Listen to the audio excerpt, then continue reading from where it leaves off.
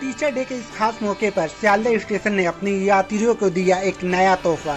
जी हां, मैं बताता चलूं कि सियालदह स्टेशन यात्रियों के लिए फिर से एक नया लोकल एसी ट्रेन जारी किया, जिसका नंबर है 33762, जो हफ्ते में 6 दिन चलेगा।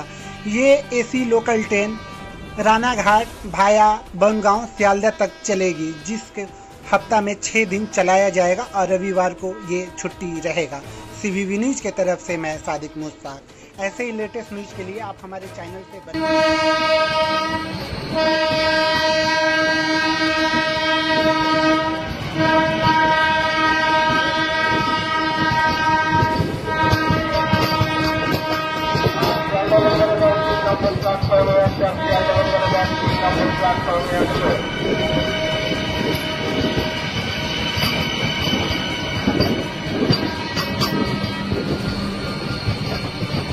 आज प्रथमबार রানাঘাট বনগাঁ শিয়ালদহ এসি লোকাল চালু হচ্ছে। দেখতে পাচ্ছেন বনগাঁও জংশনের 2 নম্বর প্ল্যাটফর্মে ঢুকছে। আজকে আমাদের গরিবের বন্দে ভারত।